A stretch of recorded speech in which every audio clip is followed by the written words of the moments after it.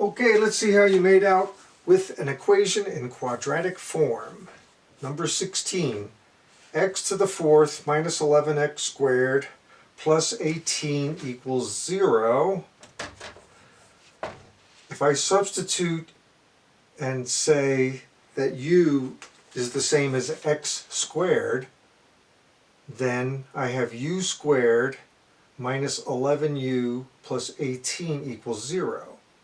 I factor that, u minus 9 times u minus 2 equals 0. So I figure out that x equals plus or minus 3, and then x equals plus or minus square root of 2. In fact, I believe they all check. And furthermore, if you wanted to just check quickly with a graph, you could graph this on your graphing calculator or with the Desmos program. You'd get a shape like that kind of W shape. And there are 4 x-intercepts, as long as the W shape hits the x-axis every time it changes directions.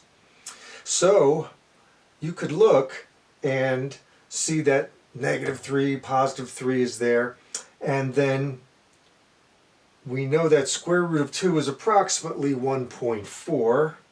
So we'd see -1.4, something close to it, and then something very close to +1.4. So that's how you could confirm your, or check your work quickly with a graph. Okay, moving on.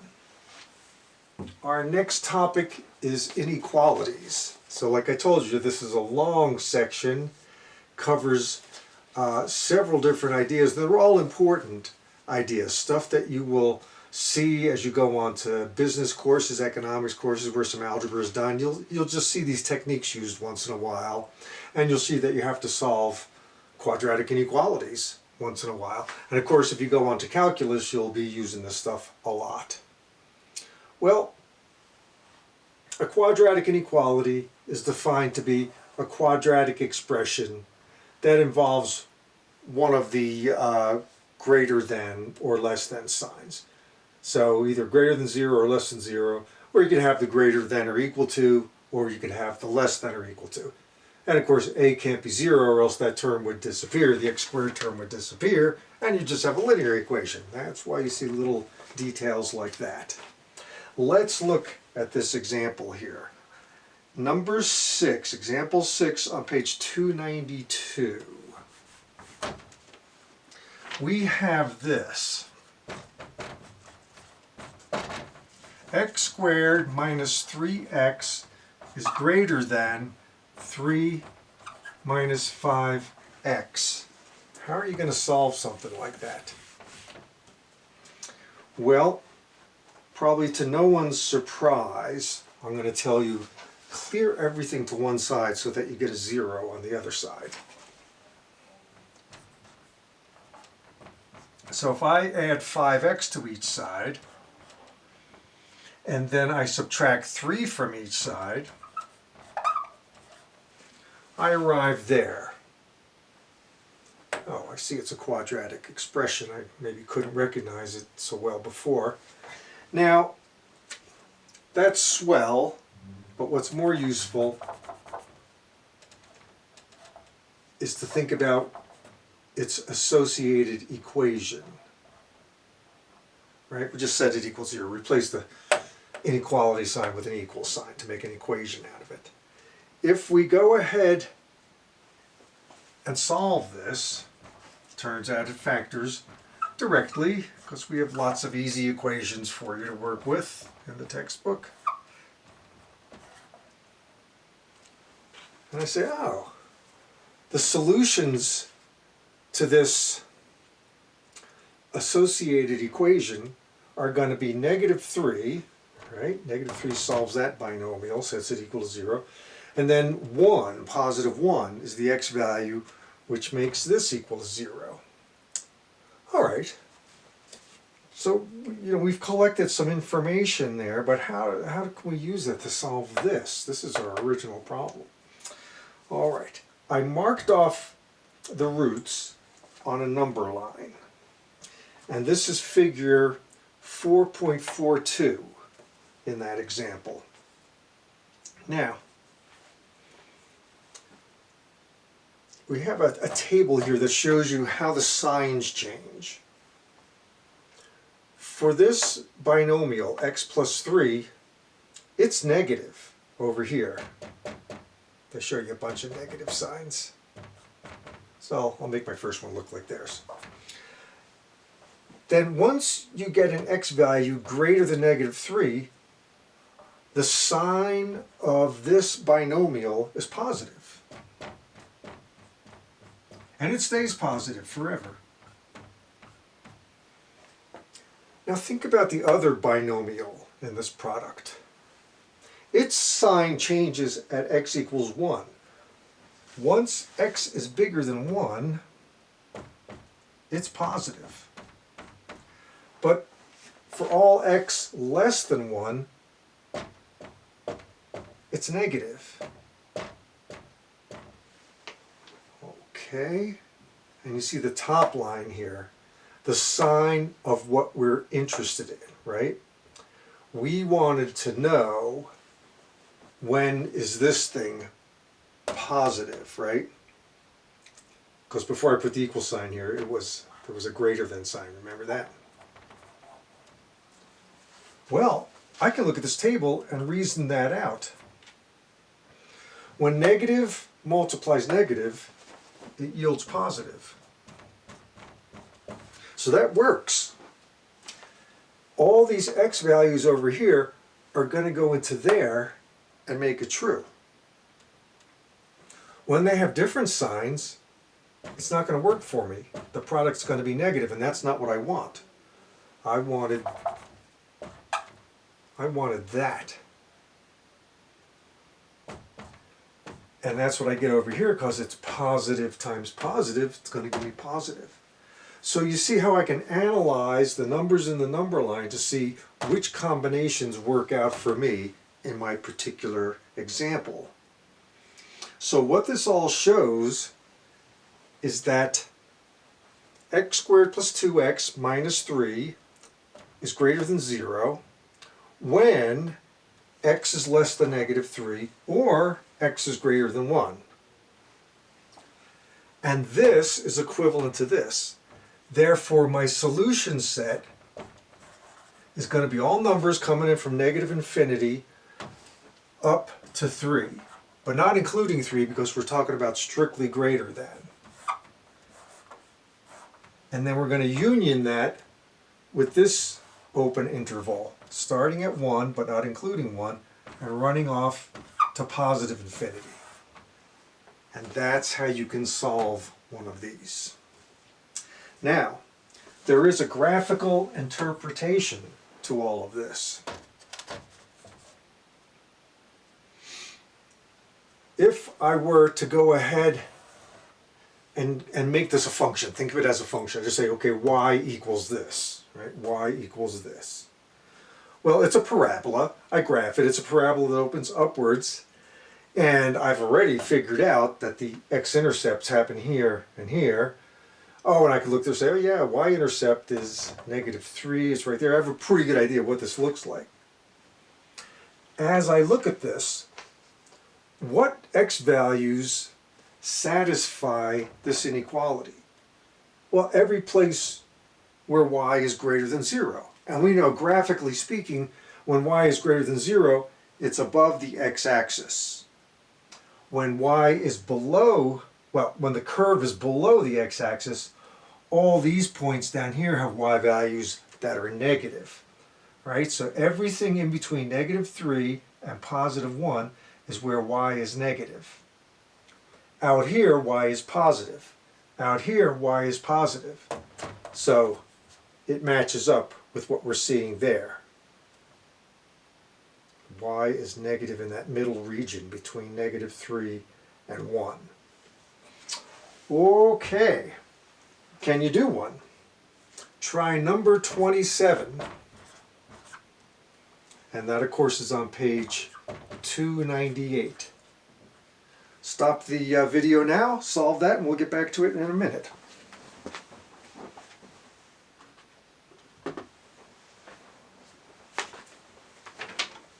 Okay, how did you do? For number 27, you start off with this. Notice first of all, just as a little side trick, they throw the stuff in every once in a while. All the coefficients are even numbers. Do yourself a favor, divide through by 2, just so you have smaller numbers to deal with. So I divide either side of the inequality by 2, and I arrived there. Then, as we saw back in our first example, clear everything to one side.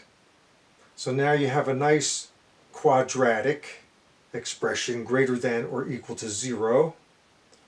If I think of the associated equation, in other words, just replace the inequality sign by an equal sign, make an equation out of things, then I factor it, I arrive at this step. And I see that my two values for x that I'm interested in are 6 and -2. So I draw a number line and I indicate 6 and -2. Then I look at these two binomial factors. X minus 6 is negative here and here, switches to positive once I get to the right of 6. X plus 2 is negative down here, but as soon as I get across -2, it's positive, stays positive forever. Now I want this product to be greater than 0. So I want negative times negative, and I want positive times positive, right? There's my solution sets there. So to write it in interval notation, I would express it like this. And notice that we include the endpoints, -2 and +6, because we're talking greater than or equal to. So the endpoints work. And finally, our last topic from this section. Last but not least, this is important, it's something you need to know how to do. Absolute value inequalities.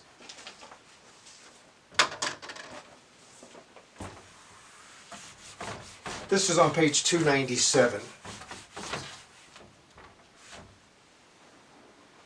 Let's replace the word quadratic with the words absolute value.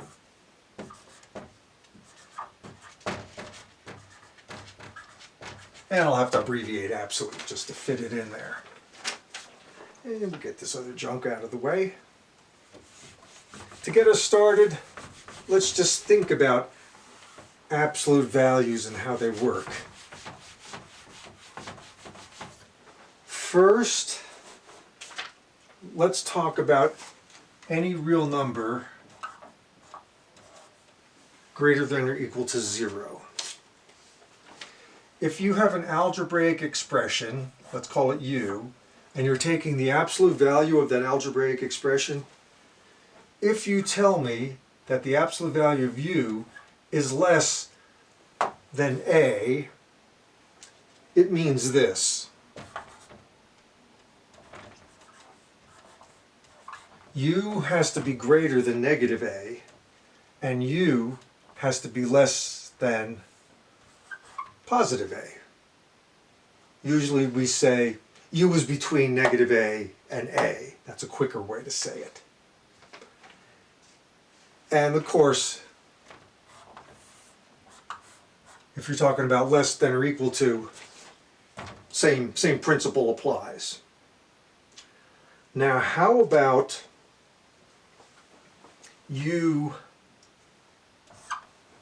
absolute value of u is greater than a.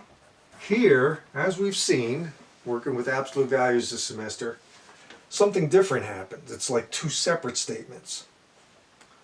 It means this: u is less than -a, or u is greater than +a. And you may say, well, how come we get two statements here, but you only get one there. But keep in mind, this is two statements abbreviated into one. This says two things. It says A is less than or equal to U, and U is less than or equal to A. Notice the word and over here. It's an or situation. Okay. And when I say this, as an example here, if we said the absolute value of x is less than 5, then x is between 5 and 5, negative 5 and 5. That's what this says. Like we put actual variables and numbers in there. Now, if x is less than 5, comma, there it is. That's what I wanted to say. If you tell me this, then I know x is between negative 5 and 5. If you tell me this, absolute value of 5 is greater, absolute value of x is greater than 5, then I know this is true. Either x is greater than 5 or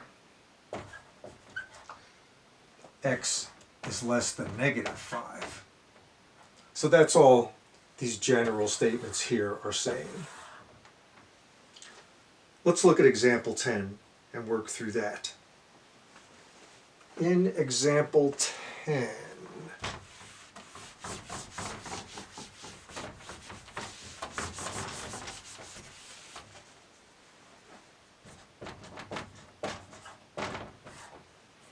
Part A.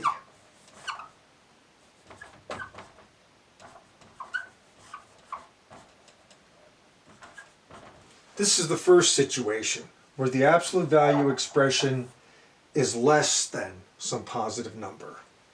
So that means we have this between situation.